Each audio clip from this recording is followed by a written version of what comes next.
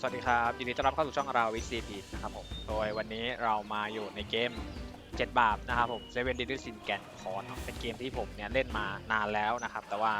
ไม่เคยทำคลิปลงเพราะว่าไม่รู้จะทำยังไงเหมือนกันแต่ว่าวันนี้ได้เลิกงามยามดีก็คือเกมเนี่ยมันฉลองครบรอบ8 ปีเดี๋ยวนะ7 ปีเนาะ7 ปี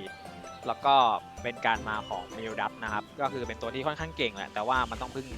เลเวลไม้ตายนิดนึงเนาะเราจะมารีวิวสั้นๆเนาะเดี๋ยวเราจะขึ้นเป็นสรุปให้แล้วกันนะว่าความสามารถมันทำอะไรได้โดยแพสซีฟของมันเนี่ยสรุปง่ายๆเลยเนาะอันแรกเลยก็คือเพิ่มสเตตนะครับก็คือเพื่อนเนี่ยเพิ่ม15เนาะเป็นเบสสเตตแล้วก็มิเลียดัสเนี่ยเพิ่มออสเตตนะครับตัวละ 7%เนาะต่อตัวนะครับก็บัฟเพื่อนก็คือบัฟ7 บาปกับเทพอสูรก็คือปีศาจเนาะมารกับ7 บาปนะครับบรรทัดที่2ครับสรุปง่ายๆเลยคือถ้ามิเลียดัสเนี่ยตอนเล่นเนี่ยมีเป็นทุกตัวบนสนามเป็นเพื่อนเขาเรียกนะอยู่ในแท็กที่กำหนดเนาะ2แท็กก็คือเทพอสูรกับ7 บาปนะครับเมื่อมิเลียดัสจบเทิร์นและไม่มี Assault Mode นะครับหรือโหมดทำลายล้างติดตัวนะครับมิเลียดัสจะตั้งท่าเคาน์เตอร์แค่นั้นเลยครับง่ายๆเลยสั้นๆง่ายๆนะครับผมต่อมาอันที่3นะครับอันที่3มันบอกว่าถ้าตัวของมิเลียดัสเนาะมีเคาน์เตอร์นะครับแล้วก็มีเพื่อนที่กำหนดเนี่ยเหลือมากกว่าเหลือตั้งแต่2 ตัวขึ้นไปเนาะก็คือง่ายๆก็มีเพื่อนตายได้อย่างมากแค่ตัวเดียวเนาะแล้วก็เพื่อนลงท้ายมาก็เป็นทีมเป็นเผ่าเดียวกันเผ่าที่กำหนดนะครับก็จะมีแคปเลือดเนาะ 40% นะครับแล้วก็มีลดดาเมจท้ายให้ 30%ต่อมานะครับเมื่อเริ่มต่อสู้เนาะจะมีภูมิคุ้มกันมีบัฟให้นะครับผมแก่ผู้บอลที่กำหนด1เทิร์นนะครับต่อมานะครับเมื่อตัวเมเลดัสเนาะใช้สกิลโจมตีเดี่ยวนะครับผมจะมอบเพลิงนรกให้อีกฝ่ายนะครับตัวที่โดนตีเนาะ3 เทิร์นนะครับซึ่งตัวของเพลิงนรกเนี่ยค่อนข้างที่จะเรียกได้ว่าเก่งในระดับหนึ่งนะครับผมเพราะว่าเขาเรียกว่าเมื่อตัวของมิเลดัสเนี่ยตีตัวที่มีเขาเรียกนะมีเพลิงนรกเนี่ยเหมือนกับว่ามันจะตีลดแคปเลือดได้นะครับอันนี้ไม่ชัวร์เหมือนกันเนาะเพราะว่ายังไม่ได้เทสแบบจริงจังเหมือนกันแต่ว่าจากที่แปลก็ประมาณนี้นะครับผมแล้วก็มีในเรื่องของเพลิงนรกเนี่ยจะเพิ่มดาเมจเนาะที่ฝ่ายโดนด้วยแล้วก็ยิ่งเลือดลดลงเยอะก็อัตราฮิลเด้งเลือดก็จะน้อยนี่แทบไม่ต่างจากตัดเลือดเลยนะครับผมเพราะฉะนั้นตีเดียวของมิลดัสเนี่ยค่อนข้างที่จะแรงนะครับต่อมาบรรทัดต่อบันย่อหน้าสุดท้ายเนาะก็คือถ้าตัวของมิลดัสเนี่ยไม่โดนดาเมจนะครับเนาะในเทิร์นศัตรูนะเมื่อเข้าเทิร์นเราเนี่ยอาจจะมอบความมืดลุกล้ำให้ศัตรูนะครับผมซึ่งความมืดลุกล้ำเนี่ยค่อนข้างที่จะโกงนะครับเพราะว่ามันลดสเตตออกสเตตเนาะ 50% เลยนะครับแล้วก็ถ้ามิลดัสเนี่ยไม่โดนอันติแล้วไม่ตายเนาะก็จะได้เกรดไม้ตายขึ้นมานะครับอันนี้ก็คือขึ้นอยู่กับเลเวลไม้ตายเนาะซึ่งถ้าเลเวลตันเนี่ยก็อยู่ที่5 เม็ดเลยนะครับผมเพราะฉะนั้นค่อนข้างที่จะเยอะง่ายๆคือเพิ่มสเตตถ้าไม่มี Assault Mode ก็ตั้งการ์ดนะประมาณนี้นะครับผมตั้งการ์ดแล้วมีเพื่อนก็โดนดาเมจน้อยตีเดียวมีลดแคปเลือดมีลดพวกอัตราการฮิลต่างๆนะครับก็ตัวค่อนข้างที่จะครบเครื่องในเรื่องของดาเมจเนาะต่อมาสกิลกดใช้เนาะสกิลพรนะครับง่ายๆเลยก็คือมอบ Assault Mode นะครับ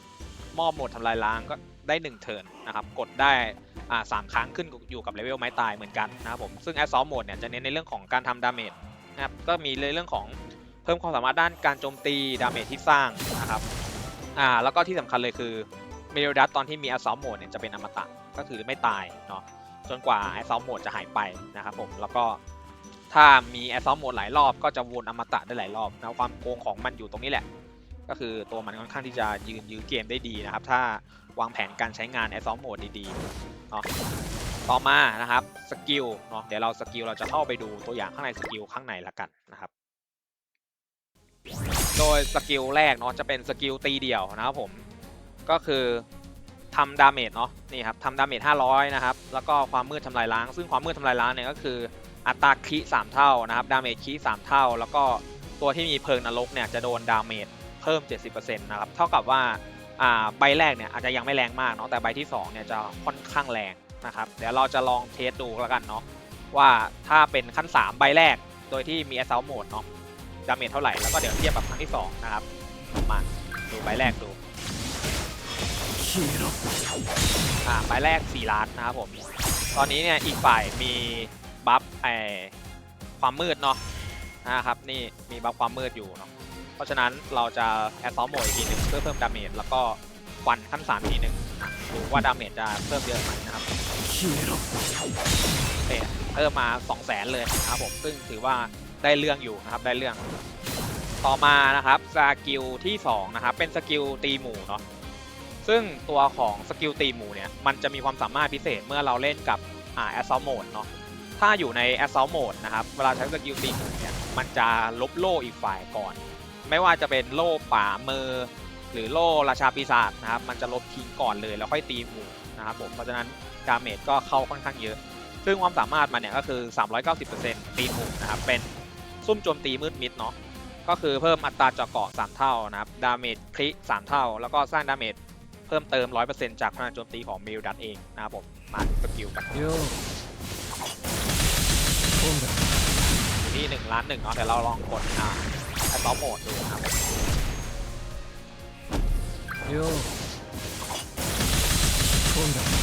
เห็นว่าดาเมจมันแรงขึ้นมาค่อนข้างเยอะนะครับจากไอซอฟโหมดเนาะต่อไปเลเวลถ้าไม่ตายเนาะเลเวลถ้าไม่ตายเนี่ยค่อนข้างที่จะมีผลเนาะสำหรับตัวมิลดัตก็ถ้าใครอยากจะปลดออปชันครบก็ขั้นต่ำก็คือเลเวล3นะครับซึ่งเมื่อทันทีที่กดเนี่ยจะมอบ Assault Mode นะครับให้ตัวมิลดัตเองเนี่ยเป็นเวลา1 เทิร์นแล้วก็แปะความมืดลุกล้ำเลยนะครับให้ฝ่าย1 เทิร์นซึ่งความมืดลุกล้ำก็คือลดสเตตเนาะลด 50% เลยนะครับออฟสเตตแล้วก็สร้างดาเมจ 600%เนาะเป็นความสามารถอันเดียวกันกับตีหมู่นะครับไปลองดู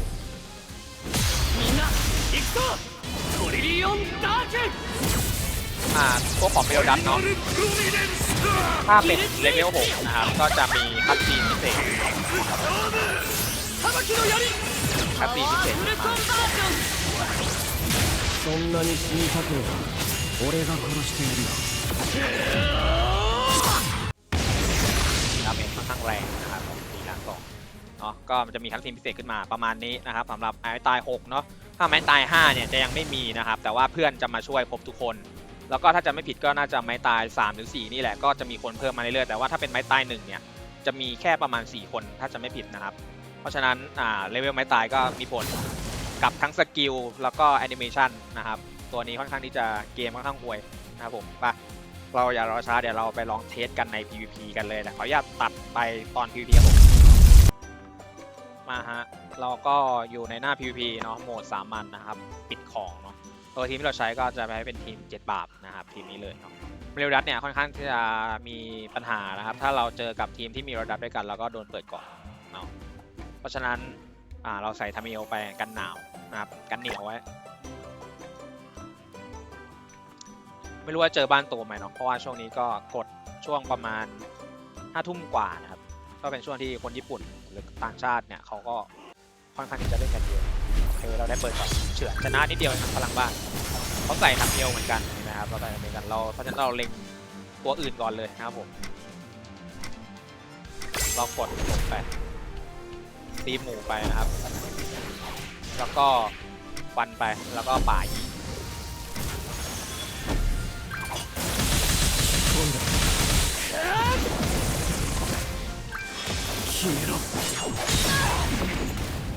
ป่ายิงบังของแม่นโอ้โหป่ายิงดัดจะเชื่อ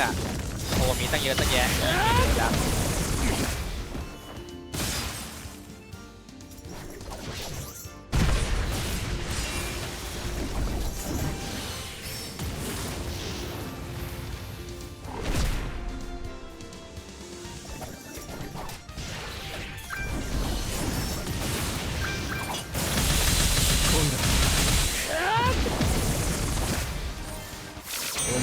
เขายอมแล้วพี่ยอมทำไม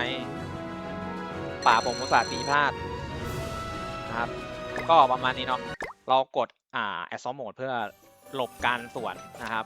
Assault Mode เนี่ยประโยชน์ค่อนข้างเยอะเนาะเมื่อกี้ที่ผมรวบลับไปเนี่ยแต่ว่าเดี๋ยวจะตอนตัดคลิปเนาะเดี๋ยวจะทำให้มีข้อมูลอยู่ข้างๆที่มันชัดเจนขึ้นนะครับว่า Assault Mode มันทำอะไรได้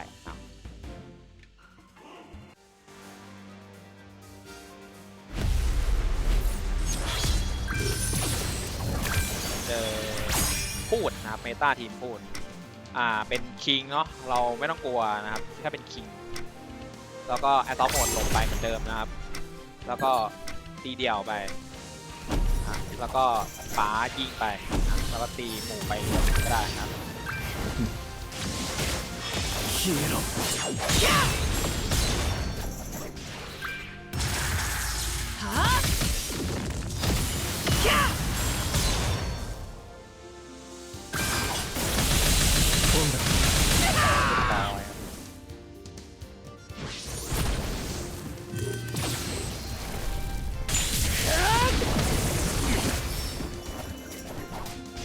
ข้อเสียของป่ามือเนาะถ้าอยู่ทีมมิโดดัตนะครับแล้วเราเอามิโดดัตมาป่ามือเนี่ยจะได้อมตะยากนะครับเพราะว่าตัวมันเนี่ยต้องกดสกิลเนาะหรือไม่ก็ฆ่าศัตรูหรือไม่ก็เพื่อนตายนะครับถึงจะได้อมตะมันจะใช้ยากกว่านะครับเอาป่ามือก่อนครับผม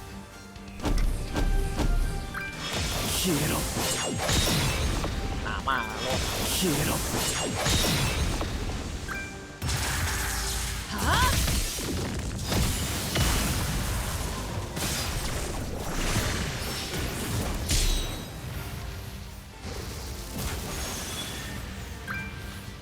げられないはずだが。อันนี้คือเขาโดนความมือลุกล้ำเนาะเพราะว่าเมื่อกี้เขาไม่ได้ตีมิโดดัตเลยครับดาเมจเขาจะดรอปลงเยอะมากแต่ก็ตายดรอปแต่ก็ตายพอเพื่อนตายปุ๊บป่าถึงจะได้อมตะน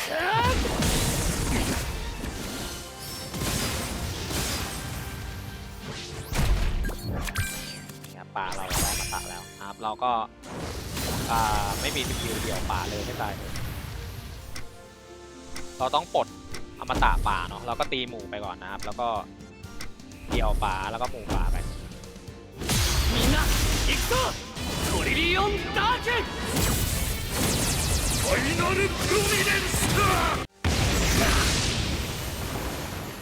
逃げられないはずだが。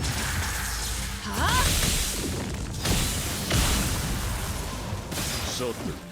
行くぞよし今しかない。เรียบร้อยนะเราปลดอมตะเขาเรียบร้อยตาหน้าเราก็ชนะแล้วเราป่าติดแต่ว่ามันเป็นคลิปมิโดดัตไงไม่ได้นะครับผมก็มิโดดัตปิดงานไป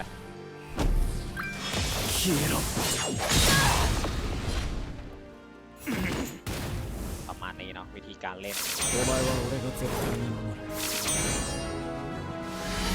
จริงๆตาแรกเนี่ยมันจะเดือดกว่านี้นะครับแต่ว่าเขาปลดยอม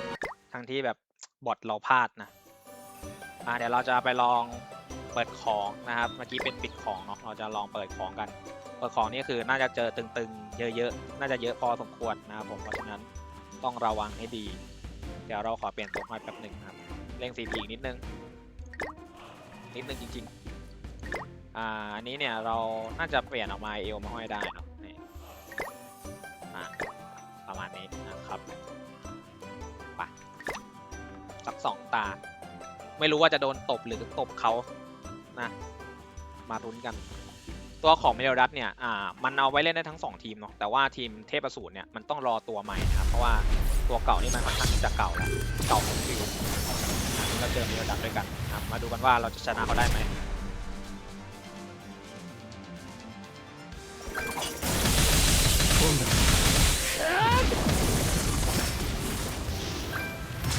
เขาเล็งป่า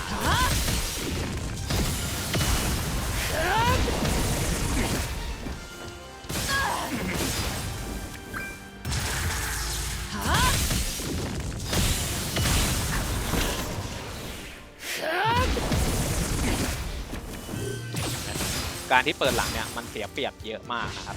เดี๋ยว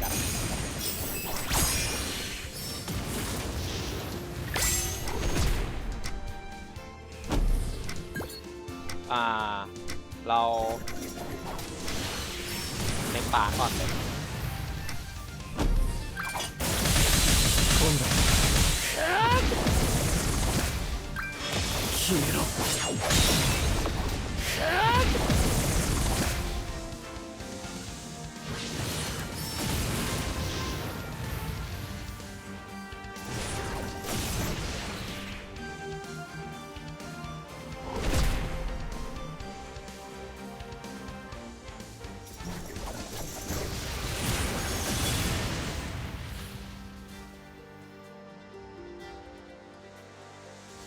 นี้เราไม่มีการ์ดตีเดียวเลยถือว่าการ์ดไม่ค่อยสวยมาก 今しかない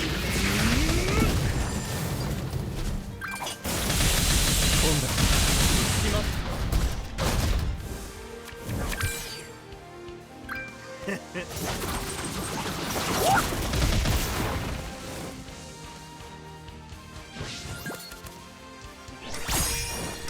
ถ้าซ้อมหมดเราเหลือแค่2 ครั้ง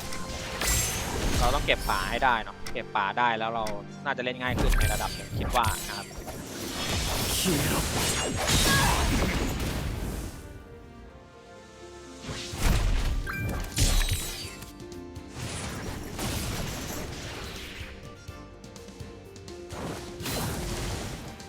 เรายังไม่ได้เช็คกันตีเลยนะครับว่าเมริดัสเขาอันตีเท่าไหร่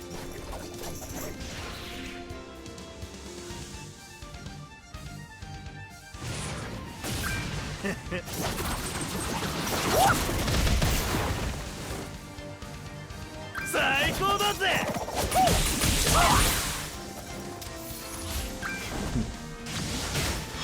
消えろ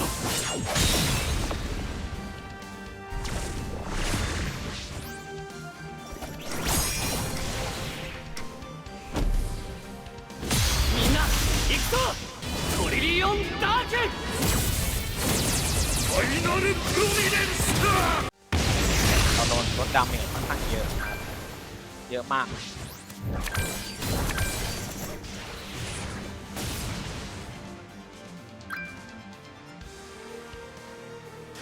消えろ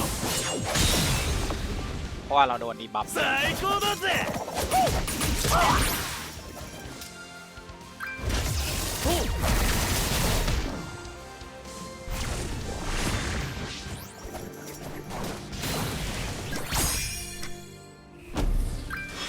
消えろ เพราะว่าเราโดนลดดีบัฟค่อนข้างเยอะนะครับถ้าดัตโดนเปิดก่อนเนี่ยสังเกตว่าป่าตายดาเมจก็ขาดเนาะคือถ้าการ์ดเขาสวยด้วยนะครับผมใช้คำว่าถ้าการ์ดเขาสวยด้วยและการ์ดเราไม่ดีด้วยนะก็จะเป็นดังภาพครับเพราะฉะนั้นทีมเมโลดัตเนี่ยค่อนข้างรีเควสในเรื่องของ CP นะครับผมมันไม่เหมือนครับเขาเรียกอะไรนะมันไม่เหมือนกับเมตาที่ตั้งรับเนาะ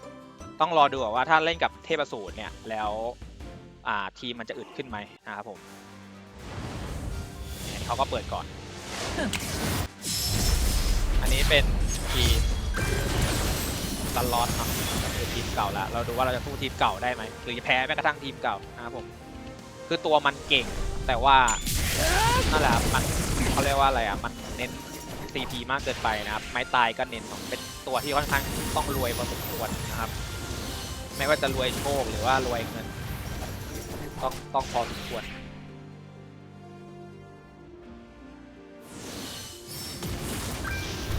よし今しかない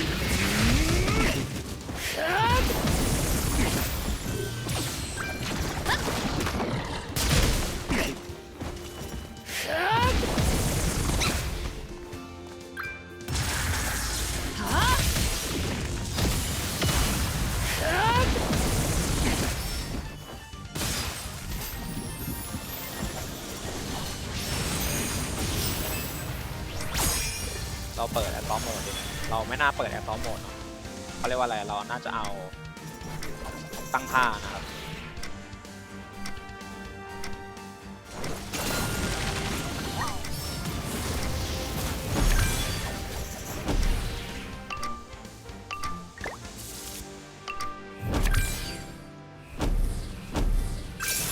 消えろ ยิงตลอดก็คือเรื่องความ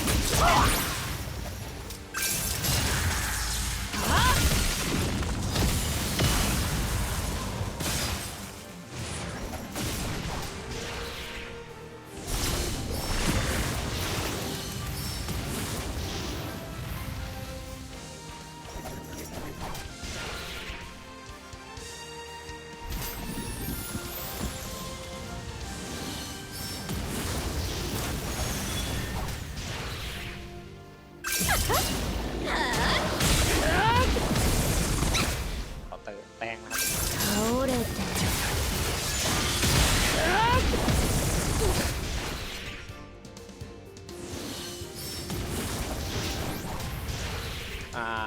เราน่าจะจัดการป่าเขาได้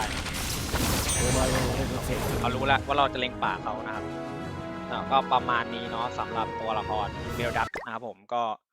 ไม่รู้ว่ามันจะดีไหมนะครับเพราะว่าเป็น EP แรกเหมือนกันนะครับผมก็หวังว่าทุกคนจะชอบเนาะ